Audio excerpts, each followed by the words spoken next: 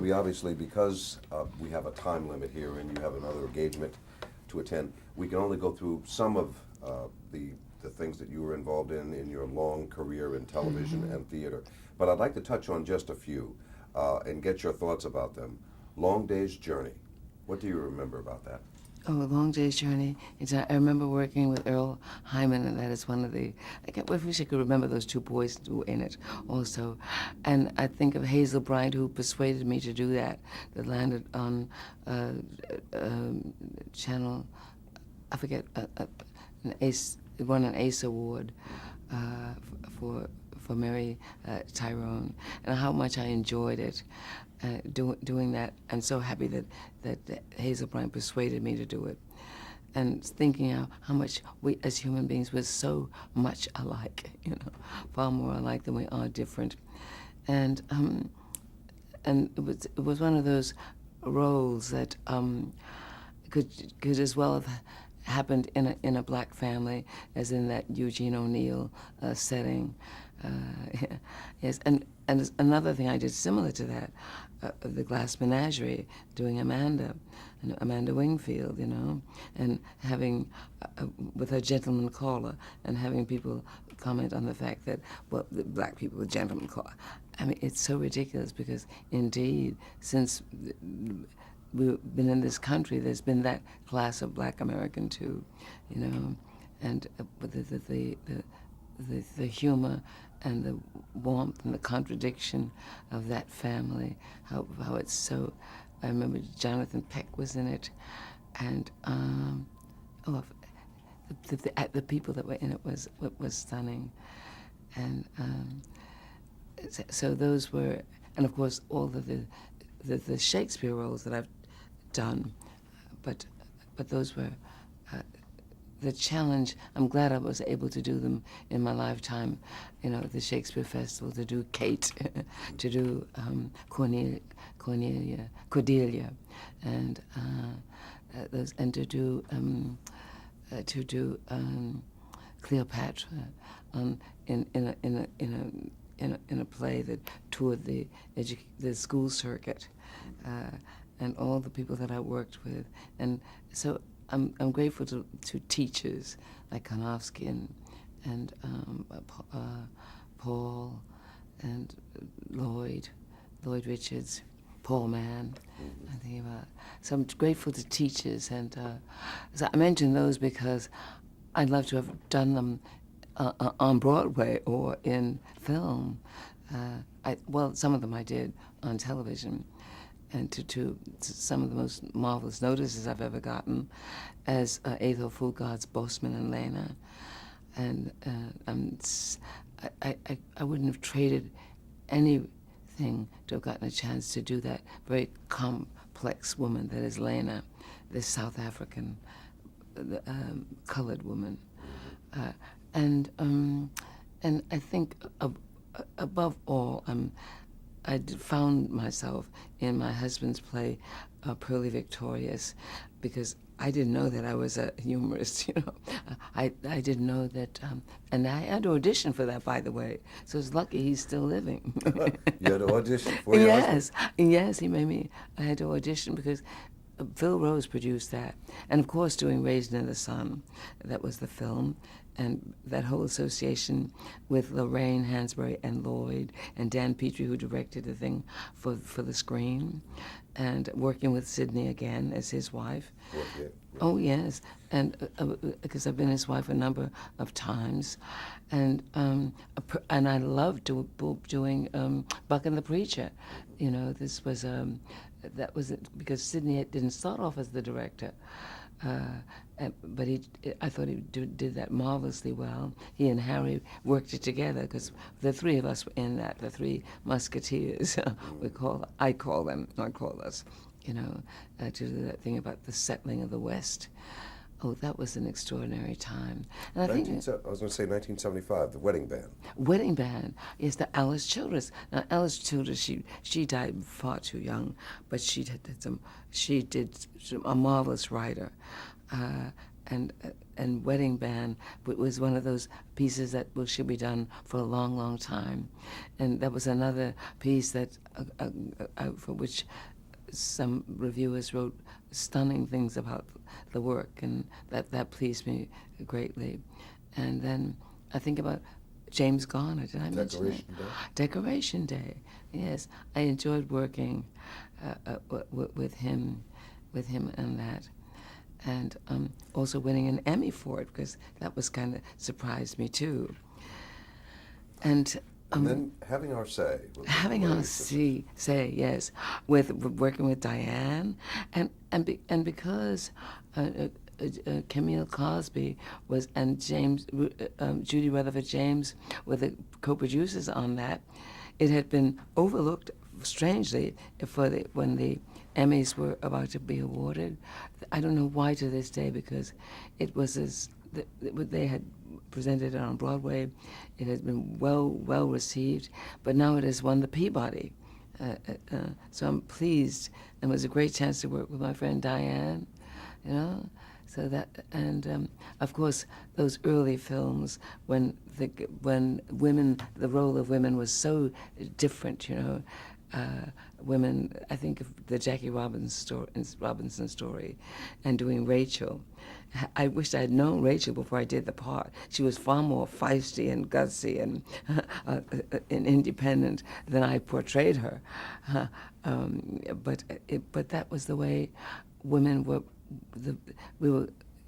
You existed in the film to help the male story along, you know, for the most part. You didn't get films about women that much.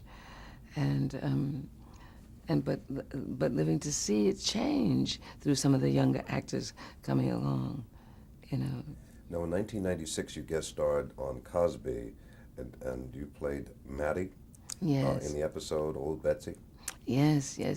What do you recall about that, working with Bill Cosby? Well, just working with Ossie and sort of looking at television as the fluidity of working with Cosby. You know, you're liable to change the story from take to take. He has that kind of marvelous flexibility, and great to work with people who have that, who can move like that with their senses through the chambers of themselves. Just watching him work was extraordinary. Now, how has television changed in its depiction of minorities? Well, I think there's such a thing as they're more crossover films. We still aren't dealing with what I call the life issues. We're still playing escapist stories. At one time, before McCarthy, I think we began to tackle real issues. But after that, if you noticed, film and television have mostly steered away from really important things. I once saw, I forget what movie that was, a movie that dealt with abortion. I was so shocked, you know, where the choices were there. So I'm thinking that there's a greater inclusion for a while, but now there's a pulling back, as if, well, black people aren't in style now, or something. We're having another minority, not realizing that, say, for instance, Hispanics and blacks are all interwoven in terms of our heritage and where we come from. And so I'm hoping that art does its duty and does what it's supposed to do, and helps us to live better, and takes and graduates us to the greatness of ourselves, rather than pulling back and for the sake of something that makes money because it titillates or degrades or makes us look at those aspects of ourselves that don't make us feel great as a species. We need to do some species work, you know. I think that could be exciting as any shoot 'em up, and kill 'em dead, knock 'em down, you know. Now, let's see, what represents the very best of television, and can you tell us why? Oh my, I don't. I wish I could say, well, I've studied this and studied that, but I really haven't. I liked having our say. That I think that represents some of the best of us. Um, I suppose that for I like those programs that show us who we are in terms of explaining things like the Sahel. You look at all these Africans. So the documentaries I like very much. I think they put us in perspective. Show us whether if you take a people who've lived on this earth for hundreds of thousands of years, and suddenly they're captured, and somebody uses their land to plant peanuts. I did a documentary about that once, and depletes the soil, and it blows away, and then they have to, and they don't know how to deal with this because they've always planted with respect to nature, with respect to the seasons, with respect. And so you don't blame those people because they are now at war, because they're no longer colonies. You free them now. The soil is all depleted. So I like documentaries that show us where we've come from. I like biographies. I think that they're doing stunning work. I like things like. I find myself crying when I watch Touched by an Angel sometime, even though it may be simplistic. But the very fact that it touches on the human spirituality, the divine within us, even in these simplistic ways, makes me that there's hope there, because we haven't begun the species. Television hasn't begun yet to touch this marvelous creation that is the human being. Do you think television will ever be able to do that? Oh, yes. I think it will. When we get through playing with our toys, and seeing how many images we can make go crazy, and how we can make pigs laugh and dogs talk, and and so forth, and morphing and stuff, and playing with these. When we get through playing with the thing, and we settle down and find out, well, what is this marvelous instrument for, that we can learn all about the universe, about ourselves. Eventually it comes to that, because So the in the year universe 2000, of you're saying ourselves. television has not reached its greatest potential yet. No.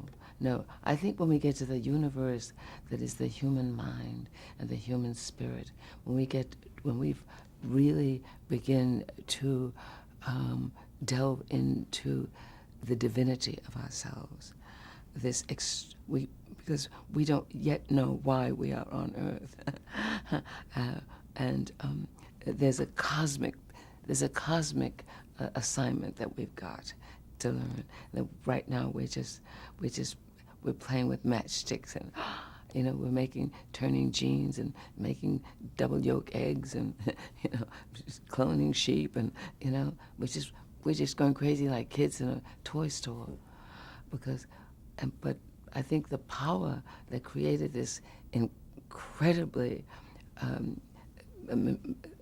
hunk of stuff that a human being is trying to wait us out and let us get used to these wonders and the glories, and then we'll be able to learn the lessons and become that species that we were intended to be. Then we will know love. We've got to do love, We haven't done that yet. We've got to know love. We've got to know peace on earth. We can conceive it. And the artists, I think, are going to help us there, because that's the spirit stuff. It's not the technology. The technology, the spirit has to inform the technologies. The ethics have to inform the economies. And the common sense has to inform the political, and love above all inform. I think we've got a tremendous job ahead of us, and we've got the minds on earth that are going to help us do it. I mean, we think we're marvelously intelligent now, but we're right now in a dangerous place, because the knowledge is like a kid in a candy store who can't read, can't read the signs, you know. But when we begin to read, and we'll understand, and we can put these things in perspective. Because right now, any idiot with a computer could do great harm in the world, you know. So Last question, Ruby. tell me. How does Ruby Dee want to be remembered? Let me see. How do I want to be remembered? I think I'd like to be remembered.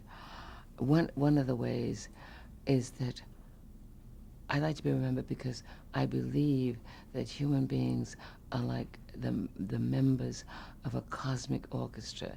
Each of us has a vibration and a sound. Each of us is a different instrument, and that what as an actor I'm supposed to do is to hear the sounds and the silences, find the rhythms of the people. This is what I do now with the books. Hear what melody describes.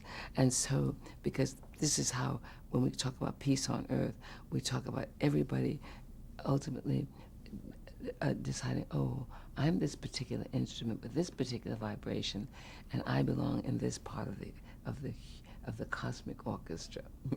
And then we will have peace on earth. We will understand love and acceptance, and all our little, we will be done with all of our teeny toys and get on to the large assignment, and then we and float on the clouds or something like that. We'll come to fulfill the large assignment, the divine mandate, I think is where we're headed. And if something like that could be encapsulated and put on my tombstone, I said, so, because that's what I'd like to be remembered as, knowing, oh, that's what we're on earth for. Oh, she had an idea what we're put on earth for. Ruby Dee, thank you. Thank you very much. Thank you, Harold.